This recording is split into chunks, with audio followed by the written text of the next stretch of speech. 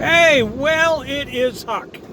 And I don't know if you're going to be able to watch this video or not. I am driving, so I've got my phone camera here kind of situated on my dashboard, and it's nighttime. It is 9:35 p.m. I'm wearing my oxygen, so let me take that off for a minute. I have not made a video in a while. I tried to make one about a week or two ago and ended up not posting it. It was way too long, and it, I was kind of rambling, so I just ended up not posting it. But we wanted to catch everybody up on what's been going on. When I first started this Huck at Home channel, nearly 10 years ago or something, it was kind of designed to be a more political-oriented channel, and goodness knows there's been more to talk about politically in the last, 4 or 5 years than there's ever been because of, the whole radical right, and Trumpism and everything that goes along with all of that, and because of my health and because of my own personal situation, I guess, I have kind of de-emphasized, the politics on this channel to the extent where it's just become like a personal vlog channel. So I apologize to all of you out there who have, come to, listen to my, political leanings and views and rants, I guess. It's not that those feelings aren't there anymore, although I guess maybe I've not been as, I don't feel as skilled anymore at, at verbalizing some of those feelings and impressions as maybe I once did, but the feelings are still there. And the outrage and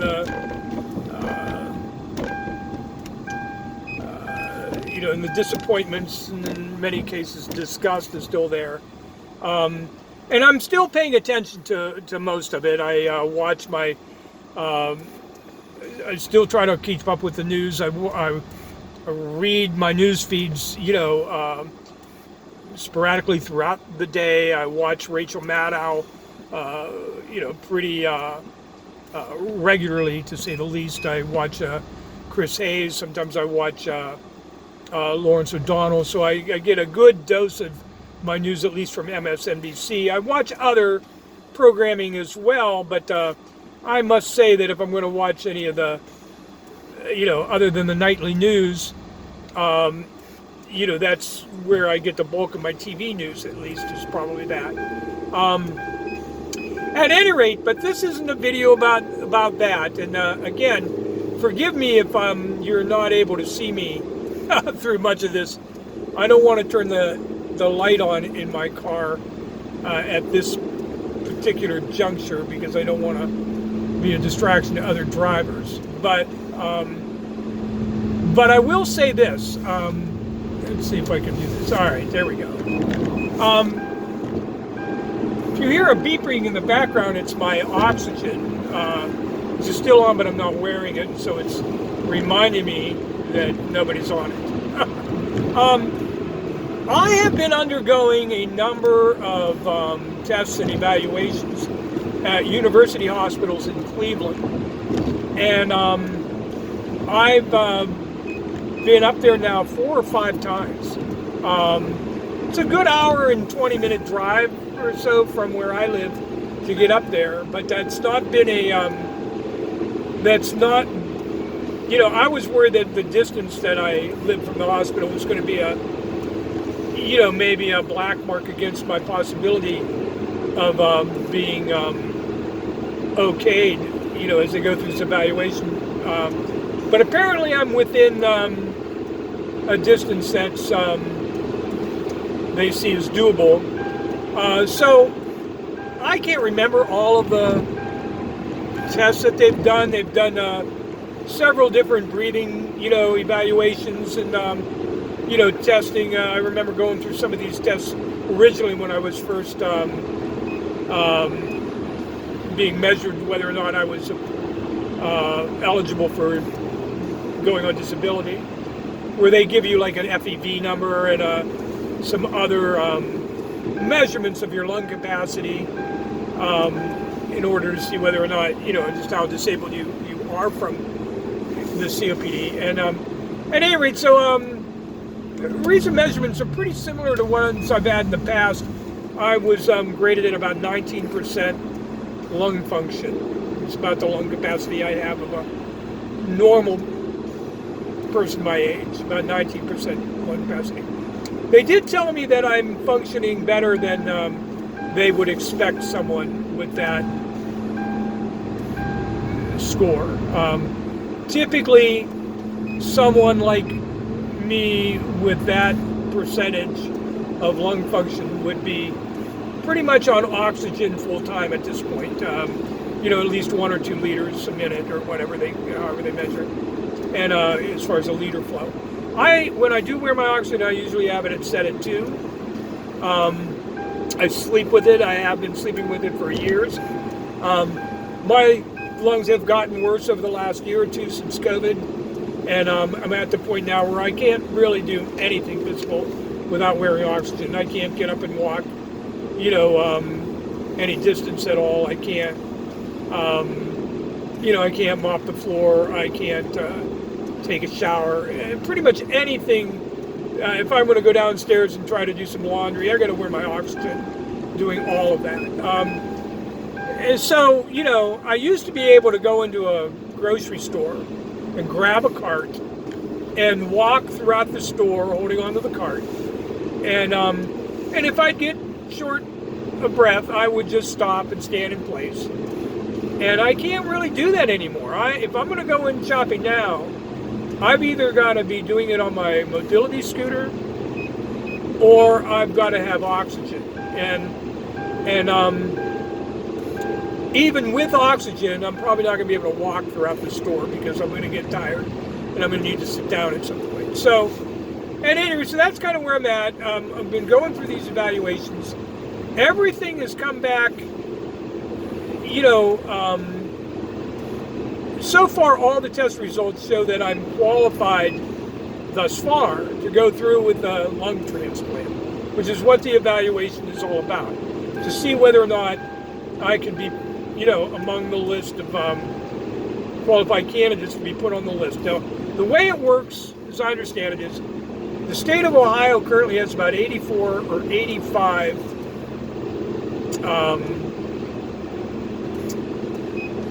people that are on the list awaiting a lung donor. And University Hospitals is one of several hospitals in the region that are serving, that can actually do a lung transplant procedure. University Hospital averages about 4 transplants a year. And again, there's like 84, 85 Ohio residents currently on the waiting list. Now, there's also, the Cleveland Clinic that does heart transplants. I'm not sure, or lung transplants. I'm not sure how many they do a year. I believe there's probably 1 or 2 other hospitals in Ohio that do it, although I'm not sure, but I'm guessing that maybe maybe something connecting with Ohio State University probably does it, maybe others. I know there's at least 1 hospital in Pittsburgh that does it. And as I understand it, all of those hospitals, and maybe there's others, I'm not sure, they all share, the donor base. So in other words, lung transplant patients, the hospitals that perform those lung transplants, and the donors that provide the donor organs all come from the same geographic region.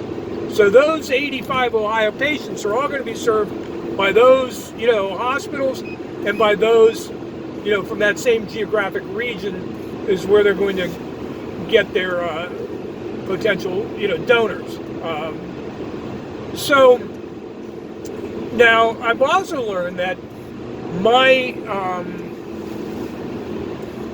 stage of my COPD is so advanced that my lungs have become so diseased. There's a number of things that happen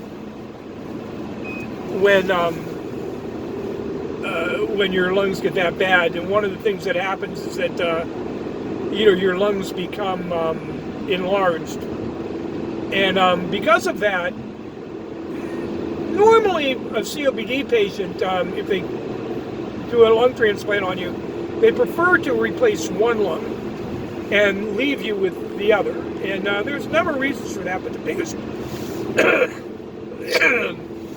biggest reason is because it makes more donor lungs available to more patients.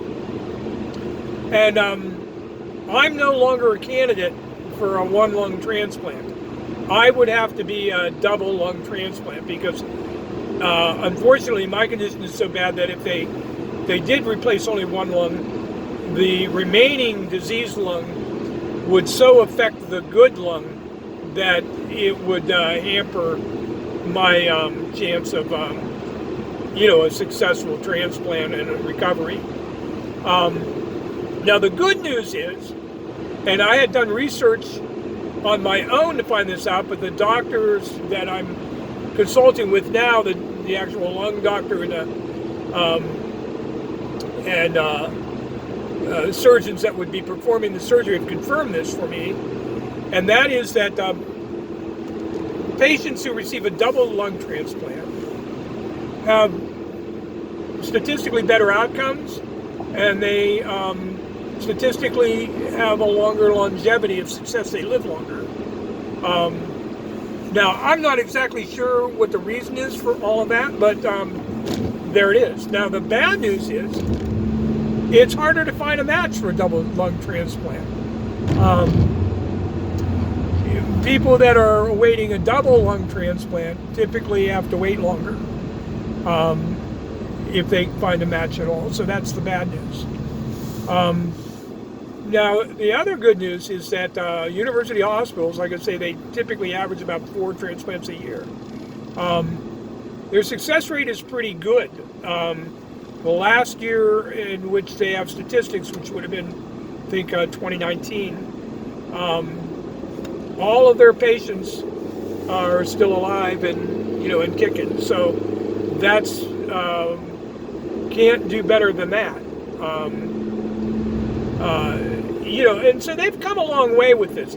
Now, one of the things I've learned is that one of the reasons why they think I might be a good candidate, typically they don't like doing these things with patients that are over 65. At least nationally, that's typically been the case. They try to, they're looking for the best possible candidates because they want success. Their funding and their and their reputation kind of rely on the success of these operations, and they're going to continue and grow in the program. They can't have a lot of bad outcomes. It's going to reflect poorly on them and their hospital and everything else. So they're looking for the best possible case scenarios, and that includes younger, healthier patients. They particularly want patients that don't have other chronic illnesses. They don't want to go through all the trouble and time and effort to do a lung transplant and only to have you die because you've got a bad heart or some other chronic problem. And thus far, they've not found anything with me, and that's, as they've told me, they've done patients as old as 70. So I have nothing to worry about the fact that I'm, now 65. They seem to think that I'm, in pretty good shape other than how awful my lungs are. The bad news is I've got some significant tests coming up where I guess that's going to be tested. The biggest one, of course, is I've got to go in for a heart catheter test, both the left and a right ventricle. And, I had to look this up because I wasn't exactly sure what they do, but they stick a tube up from your groin, up through a vein, all the way into your heart. And they're looking at everything from plaque buildup and other kind of narrowness of arteries and veins to, the condition of the heart itself, whether it's enlarged, whether you have any heart disease or other issues that might affect, that. And then they go through your neck or through your shoulder or your arm, through an artery to your other ventricle to look on the other side. So they're looking at the flow in and out of the heart. They're looking at the heart. They're looking at all the arteries and veins to see if, there's any other conditions that might lead to, like I don't have any stents or any kind of never had an angioplasty or anything. I did have at one time what they thought might have been some angina attacks. And they did a stress test and they couldn't find any conclusive evidence of anything. So I've been taking some low-dose medications, but other than that, so this catheter will be the first time they've really gotten in there and looked. And it scares the hell out of me, to be honest with you. I was scheduled to go in last week to have this done. And I came down with a chest cold, and I was coughing. And I had a little flare-up of my condition because of it. And I'm still trying to get over it. And then because of the stress I had over the test, I ended up going up there that morning. I had to get up like at 3 o'clock in the morning, pick up my friend Dustin at 4:30 in Warren, where he lives, to be up in Cleveland by 6:30 when they were going to begin the process of, sedating me and taking me into the room to have the procedure done. Well, anyway, I got up there and I was a basket case. I hadn't slept in 24 hours. I'd been up since the morning before. Partly because I wasn't feeling well, partly because I was stressed out over the procedure. And at any rate, so at the last minute, I get all the way up there, and as they were going to admit me and bring me upstairs for the, to begin the process, I called it off. And I told them I think I want to reschedule this. So we have yet to do that.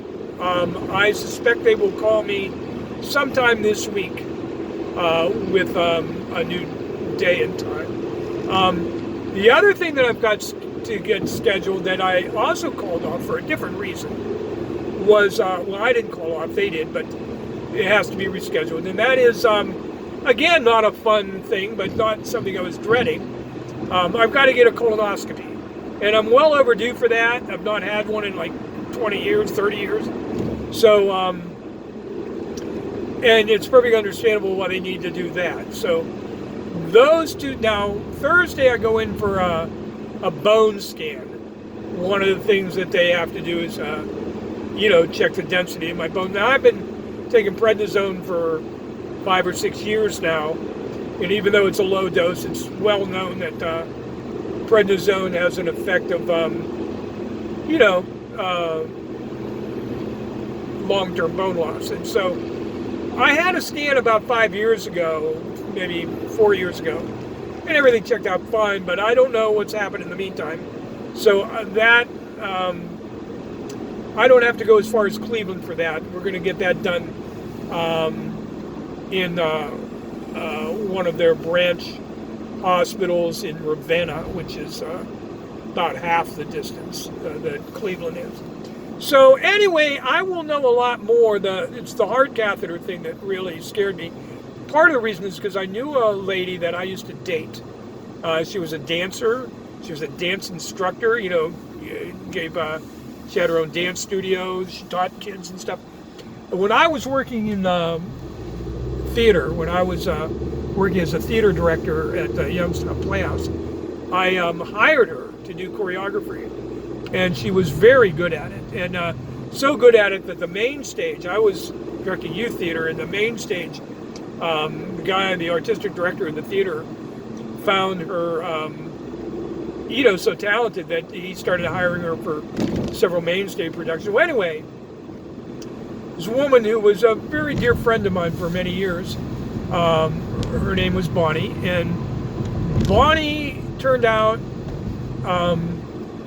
she was a little older than me, and you never know because, as a dancer and everything,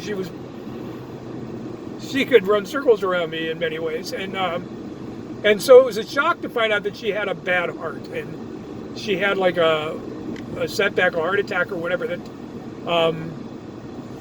caused her to go in the hospital and had a close call. In fact, I think they had to, I think she went code blue. I think they had to bring her back. And so after spending, I don't know, a week or whatever it was in the hospital, and after treatment and whatever they did for her, as an afterthought, as a kind of a routine procedure before they were going to discharge her the last day that she was there, they wanted her to go through this same procedure, catheter, a heart catheter. And I don't know if they were checking to see if there was any maybe damage from the heart attack itself to the heart, or or if there was another reason for it. But at any rate, she had another heart attack during the procedure, and this time they could not bring her back. And I mean, it was a great shock when I found out about it. Her son was there with her at the time at the hospital, and she was deathly afraid after what she had been through to go through this test. She didn't want to do it, and I guess her son, Michael, tried to calm her down and reason with her and told her that this is routine. You have nothing to worry about. I'll be right here, and we'll be going home as soon as it's over. And so I think he probably feels, and there's no reason for him to, but I feel he feels somewhat to blame or or partially responsible. Nothing obviously could be further from the truth, but he feels bad, obviously. And at any rate, that has never, it's a hard thing to forget, and so, like I say, my fears, like most fears of this test are, is probably unjustified. But there are risks, whenever they do something. At any rate, I didn't want to go through with it when I was coughing and spasmodically, coughing and stuff that morning. And I just thought, what, we can do this another day when I'm feeling better and I'm not, having these kind of problems. Anyway, I'm home. So that's what's been going on with Huck here. And I am sorry, this probably looks like hell. I'm looking at the screen here and what this looks like, and it looks like really odd, with this kind of lighting. So I'm sorry to make you endure this visual presentation as it is, but I wanted to let you know what's going on. Now, all these frequent trips to Cleveland, I've been able to save a little bit of money. I've been salting a little bit away. I try to put like 10% of everything I get. Any of the help I get, I try to put 10% away. And so slowly over time, and it helps me when I have to make like an emergency purchase or something comes up. And that has all but disappeared now. There's like nothing much left. And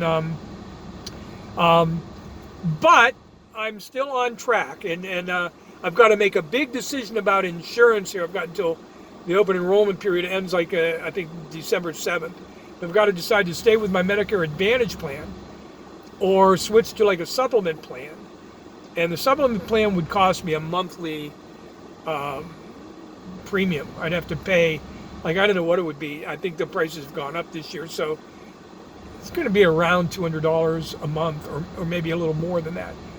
And be honest with you, that's money I don't have. I mean, I just don't have it. With the help I've been receiving, it may be doable, barely, but I'd have to make some other changes and maybe some cuts and some other things, but it's possibly doable. But if I go through with this procedure, if I get put on the transplant list, I'm fearing that it may be something I have to do if I want to keep the house. Otherwise, this will bankrupt me to have this surgery. The supplement is better insurance, and it maxes out, like there's not any copays, there's not any deductibles to speak of. Whereas if I stay on the Medicare Advantage, there are, and and it could total quite a lot of money at my end, and at a certain point I may not be able to. Well, at any rate, so it's something I'm wrestling with, because the truth is, as many of you know, I get help, and it's only with that help I've been able to pay the monthly bills, and put gas in my car and food on the table and pay the medicine, prescriptions and stuff. And those prices are not going to go away, but the medicine costs are going to go up. If I end up getting a transplant, there's quite a few medications you have to take, and it can be, quite costly. And interestingly, even with a supplement plan, the pharmaceutical prices, there won't be any change. The medical costs will be reduced, tremendously, but the pharmaceutical costs, any medications that are prescribed to me, are going to cost me about as much as they would cost either way. So the supplement plan's not going to help me with those costs. So right now, I have enough money to get the medications I currently get. I don't know that the money will be there if I get the transplant. So I don't know. I've asked, people at the hospital and their financial department. I've talked to, and I mean, I don't know. I think they're more concerned about my health than they're worried about the bills. And but I'm trying to get good information, try to make smart decisions. Anyway, that's what's been going on. I appreciate you taking the time. I'm going to end this, and I promise I will get back to you, talk to you again real soon. Have a great day, everybody.